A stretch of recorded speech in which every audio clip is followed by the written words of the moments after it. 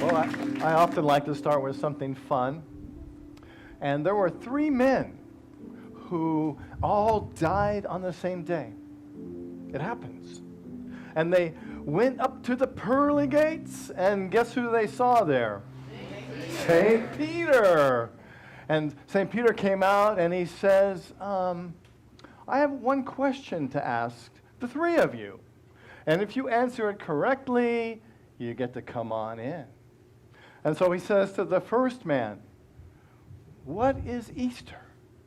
And the man says, oh, that's easy. Easter is when we all get together and we are thankful for everything in our lives and we eat turkey. Oh, St. Peter's like, no, that's not it. You're out of here.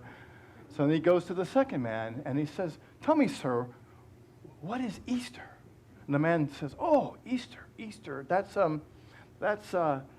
that holiday where Jesus is born, and we all get together and we give each other gifts.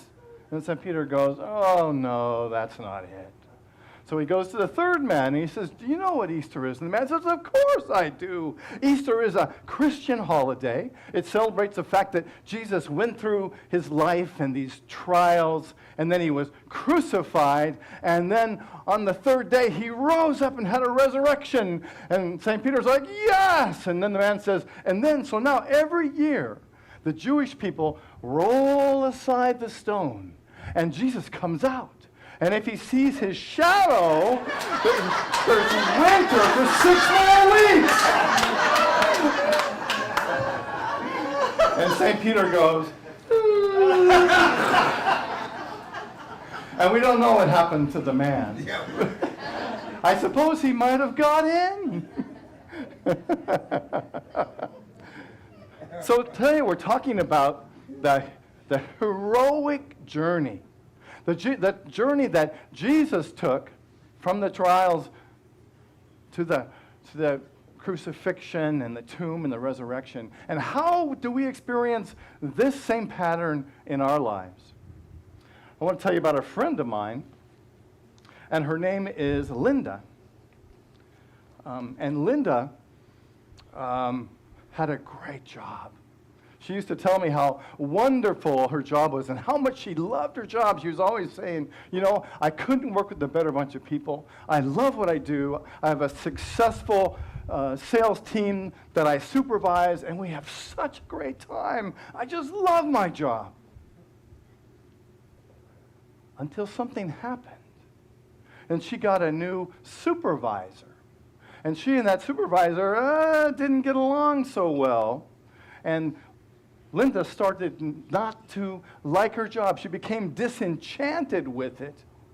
And she started to feel that something is changing.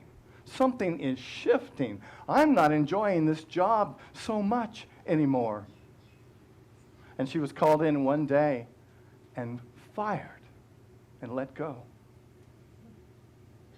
On that day, at that time, Linda entered the heroic journey. Joseph Campbell said, a hero ventures forth from the world of the common day into a region of supernatural wonder. Fabulous forces are encountered, and the decisive victory is won. The hero comes back from this mysterious adventure with the power to bestow blessings on humankind. We all embark on the hero's journey. And we don't just do it once in our lifetime. It's not just a journey, a hike that we take one time. It happens over and over again. It's the same journey that Jesus took. And his last few days of his life and his resurrection model for us this heroic journey. And you're probably familiar with the work of Joseph Campbell, yes? Remember, he wrote the book titled Hero's Journey.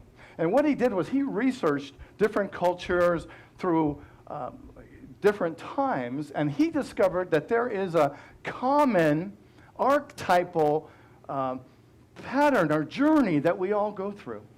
And it's so common to us that we find it in books, and we find it in movies.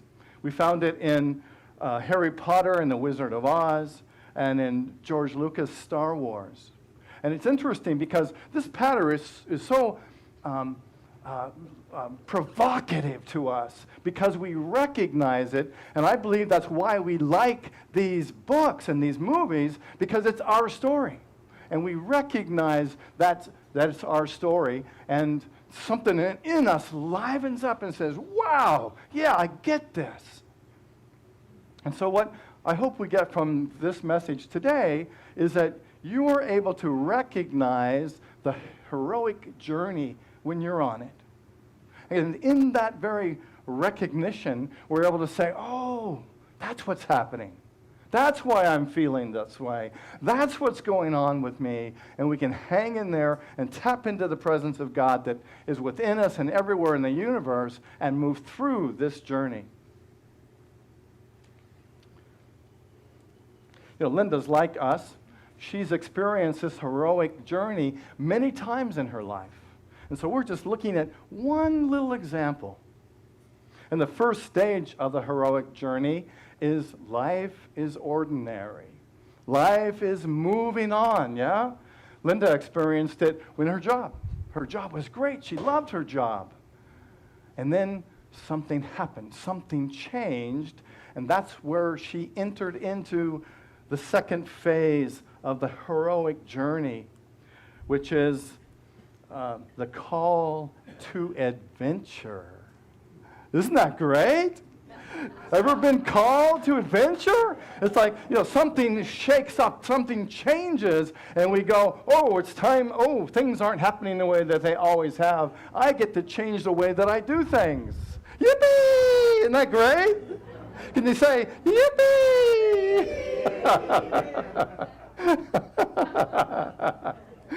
Oh, my gosh. So when things start to change, that's when we enter into, or the entry point to the heroic journey. Linda says, I was afraid, I was devastated, I felt betrayed, I didn't understand why things had turned so bad for me. I loved my job, I worked so hard, I poured my heart and my soul into this job. How can this happen? And this is where she enters the third phase of the heroic journey. And I call this the refusal of the call. It's like when somebody calls you on your cell phone and you're doing something and you're like, oh no, don't want to talk to this person right now. Put it away, yeah? It's where we say, I am not ready to face the fear. I'm not ready to face the change. I'm not ready to face the challenge that's up for me. I find the change comes about, and we can relish it, or maybe not so much, yeah? Seems like, doesn't change get easier as you get older?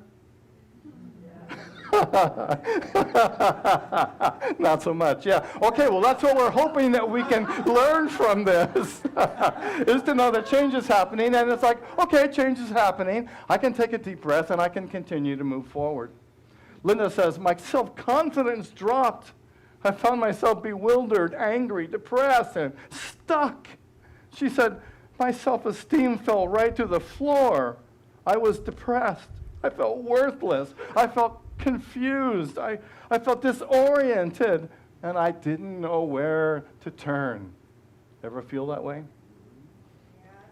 Yeah.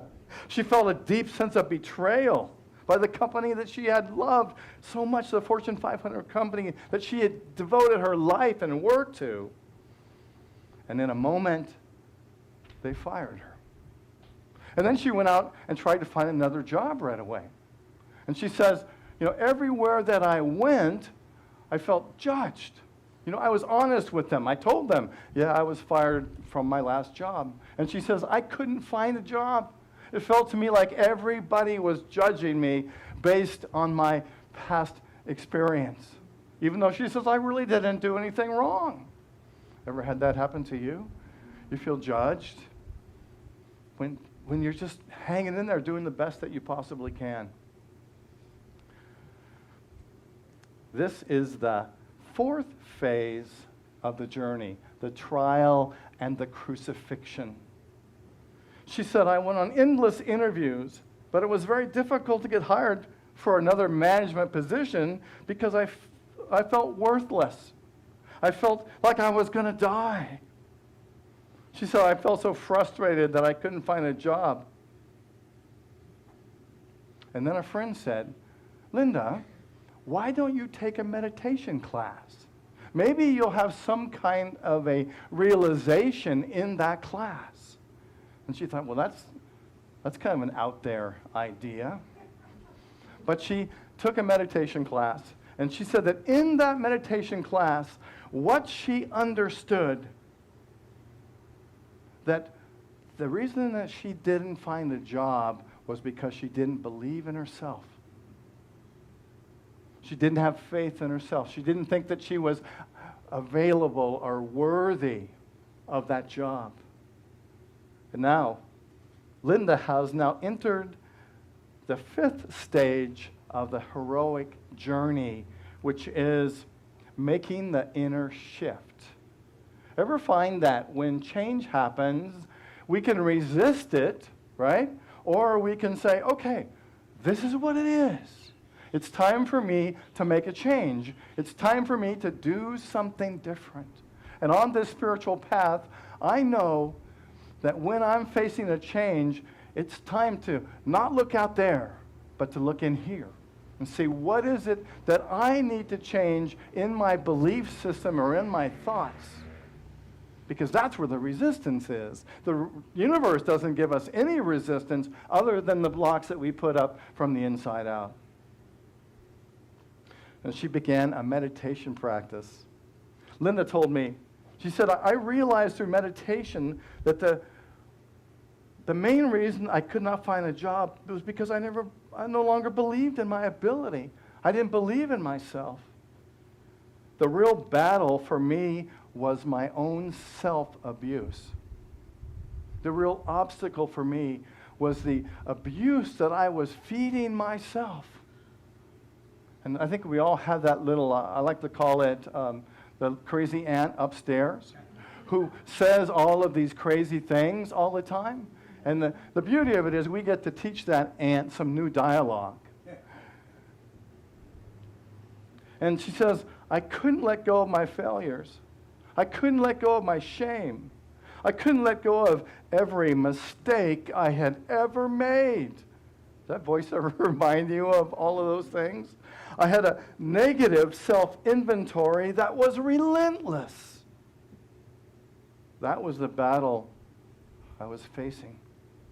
I was facing my anger, my sadness, my sorrow, my shame, my pain, and they were all there. It wasn't safe for me to walk the streets of my mind.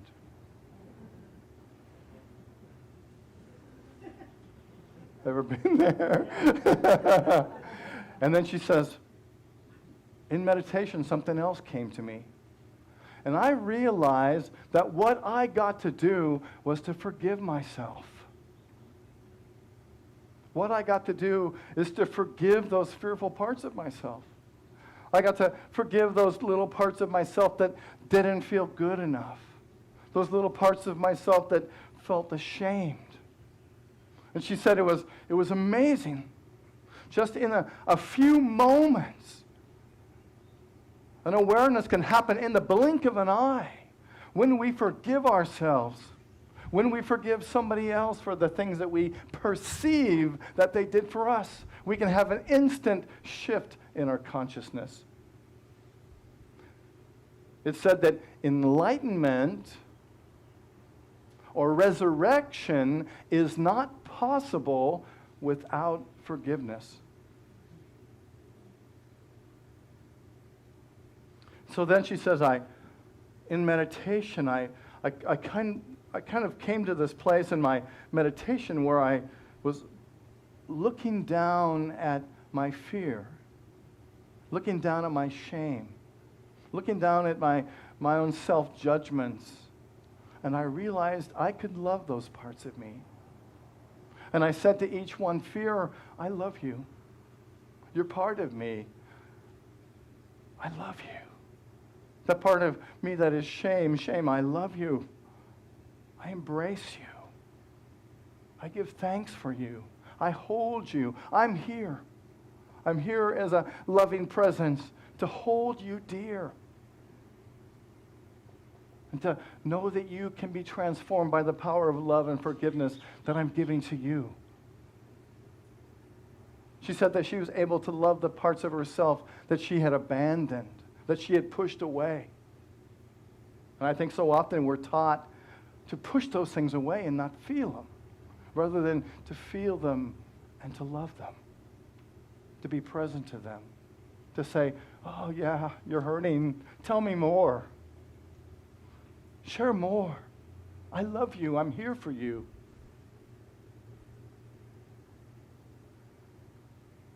Linda said, I've been looking for me in all the wrong places. And what I learned was not to look out here for me, but to look in here for me. The sixth phase of the heroic journey is the resurrection and the gift. The resurrection and the gift. Linda says, finally, I went out and looking for a job, and I had this confidence. And I was able to find a management position that was full of joy for me. I paid more. I got more satisfaction from this job than any job I'd ever had before. I had a transformation in my experience of my work, in my beingness, in my passion for life. And then she said, I realized that now I have a gift to give. And so she said, so I've been working or volunteering at a Unity church. And I know Linda from Northern California. And she began serving a ministry in California. And she says, now I teach a class in meditation. So she's taking the gift that she was given and she's passing it forward. She's using it. She's sharing her gift, and I really know that's what we are here on this planet to do, is to get connected with Source, to move through our trials, our crucifixions, our time in the tomb, and our resurrections, and then to turn around and share that gift with the world.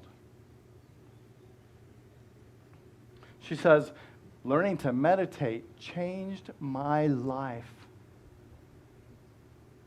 Jesus experienced the heroic journey as well, and provided a menu or a way of doing it. Jesus, you might remember the first years of his ministry, and he was in ministry how long? 3 years. Only 3 years. Can you imagine anybody who he worked for 3 years, and the work that he shared has gone on for over 2,000 years? And things were great for him, right? He was teaching and preaching and healing and had very few problems until close to the end. And that's where he entered the heroic journey and the call to adventure. And he did that when he claimed that he was the Son of God. People were like, what are you talking about? That's not possible. God's up there. Jesus also healed the sick on the Sabbath. It's a big no-no in Jewish law at the time. He raised Lazarus from the dead. He was considered by some to be the king of the Jews. And so he offended the Jewish rulers and the Roman rulers. And he entered into the heroic journey. Even as he was the light and demonstrated love, we too can demonstrate that love, and what gets reflected back to us sometimes is something else. It's almost like we get to prove that that is really true. Yeah? Don't you love that part? We do all this spiritual practice and we think, well, I do all this spiritual work, life is going to be a piece of cake, right? Isn't it great? And then it's almost like the universe says, really? Really, is that who you think you are? You know, and Jesus tried to refuse the call. And as we do, he wanted to say, oh, no, not that. Remember in the Garden of Gethsemane? And he's there with his wonderful disciples, and he's getting ready to be carted away, and they fall asleep, right? And he's like, hey, what's going on? Wake up. And he's sitting there with God, and he says, okay, all right. I think he started to face his fear, and he says, okay, Father, if it's possible, take this cup from me. I don't want to do this. This isn't what I'm here for. Oh, I guess it is. Okay, this isn't what I'm here for. But just for a moment, he paused and said, I don't want to do this. Ever been there? I don't want to face this difficult situation. I don't want to go in and share my thoughts or my feelings or go and visit somebody when they're hurting. I don't want to go and be the light because it takes effort, it takes work. It's challenging. And Jesus also faced on this journey the trial and the crucifixion. I love it when Jesus is talking to Pilate, and Pilate asked him, are you the king of the Jews? And Jesus, in his nonviolent communication way, says, so you have said. I love that. Just totally non-defensive. Oh, so you've said, yes, uh-huh. Well, have you ever been questioned? Has your spirituality ever been questioned? Or your ability to stand in your truth? Ever get questioned? Yes. It does. We get questioned, and sometimes we can get defensive about it. And I think Jesus gives us a great lesson in just realizing what's happening and just letting it go. The fifth step on the heroic journey is making the inner shift, making a change, deciding to do things differently, deciding to come from that presence of love, to come from the truth. When Jesus was on the cross, and all these people around who just tortured him and killed him, and he says, Father, forgive them, for they know not what they do. I love that. Can you imagine the spiritual strength that it would take to make that statement? And isn't that the same opportunity that we have to say to those parts of ourselves, yes, I see you, and I forgive you. I forgive that shame. I forgive those feelings of fear. I forgive that doubt. I forgive that questioning of myself as whether I'm good enough. And he says he's forgiving all these people who just crucified him because they know not what they do, he says. And that's because they were unconscious.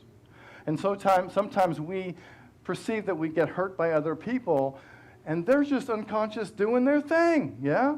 And what they say or do things that we perceive as hurting us, when in truth, they're just living their life. As we're just living our life and experiencing the things that we are experiencing. Someone said, and I'll say it, that the resurrection is not possible without forgiveness.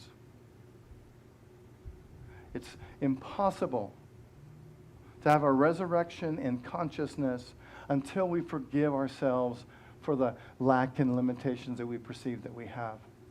Until we forgive others for the hurt that we suppose that they cause for us.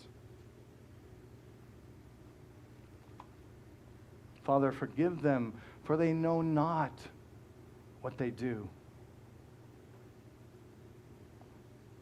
And the sixth phase of the heroic journey for Jesus and for us is the resurrection.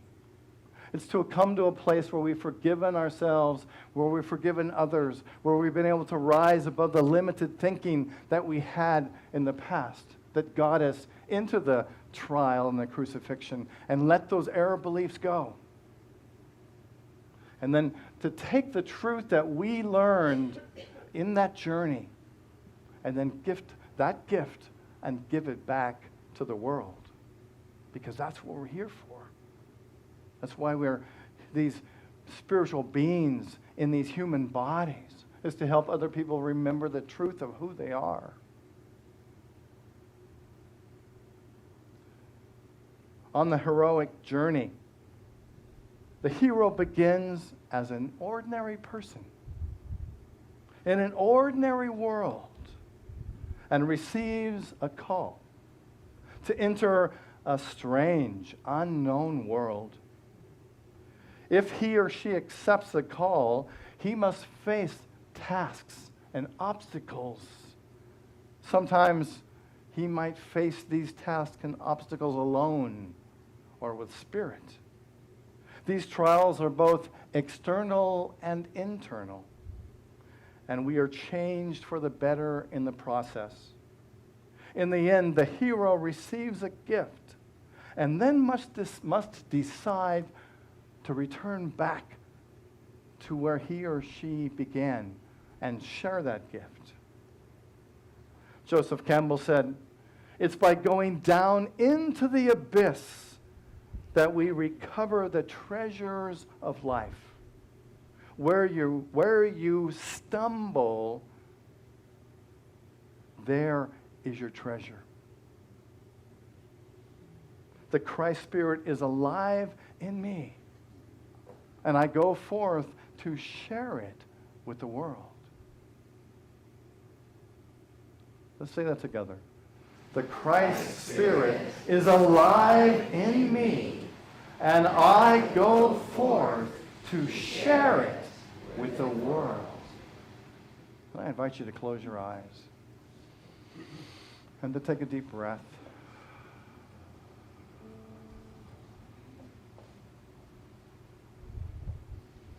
And to bring your attention to your breath, breathing in and breathing out.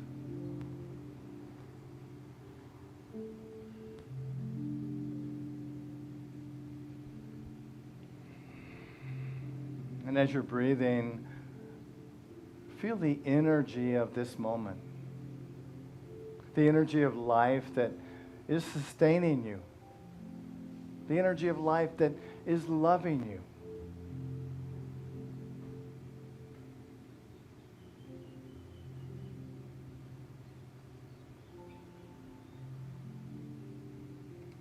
The energy of life that is active in every cell and every space, every tissue, every thought, every feeling.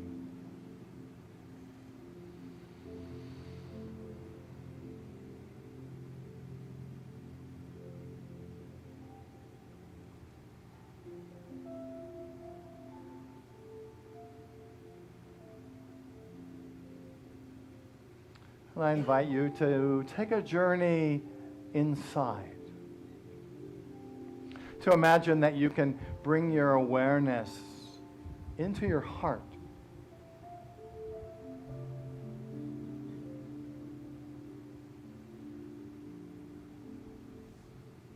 And in this place, recognize that you are the presence of God.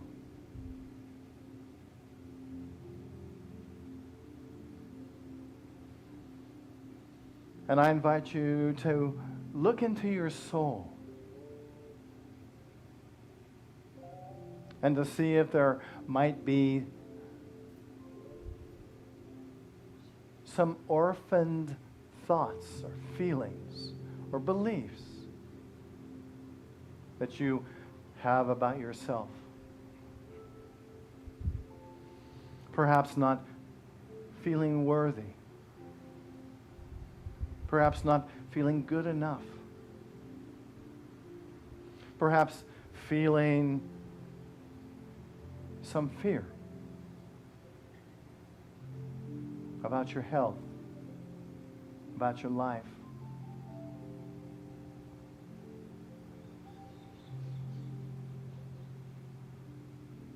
Perhaps you see some parts of you that doubt yourself.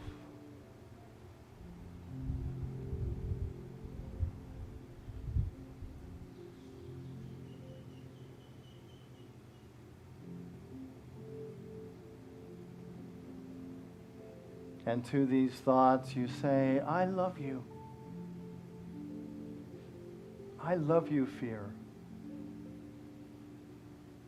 I embrace you and hold you and feel you.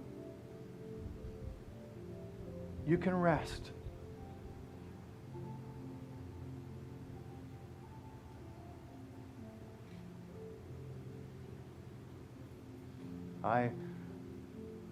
I see you, doubt,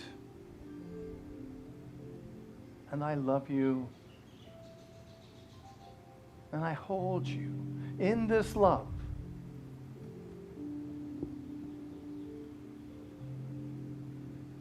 I'm here for you. I behold the light of Spirit in you.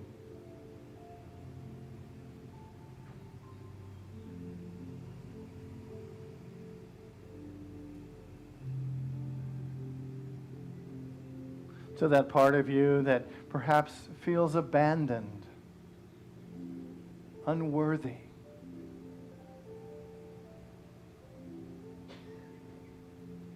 To behold even those places with love.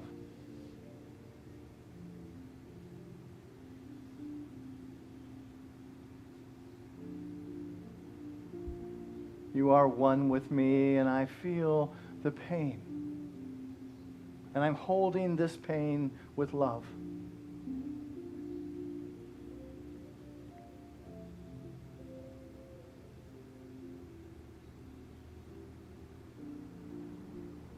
And in the same way, knowing that the presence of God, the light of God, the wisdom, the truth of God is holding me. One heart, one mind, one presence.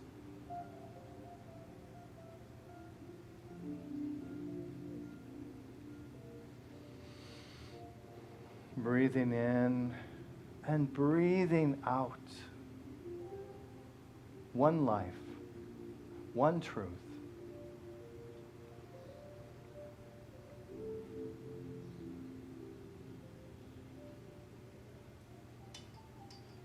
Thank you, loving Spirit. We know that right in this moment, the healing power of Spirit is moving through every cell, every space, every tissue, every thought, every feeling. We know that this is indeed a day of resurrection, a day of the promises and the example that Jesus Christ made. We know that we are whole and complete, filled with this love, filled with the gift of peace and of joy, filled with the transformation of mind, body, and spirit, and dedicated to sharing this gift with the world.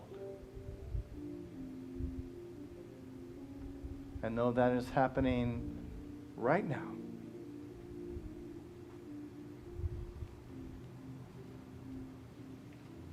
When's it happening? Right now.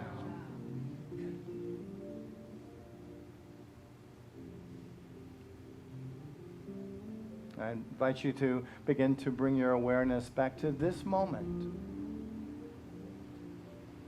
This is your resurrection day. How could anyone fail to notice that you're loving it?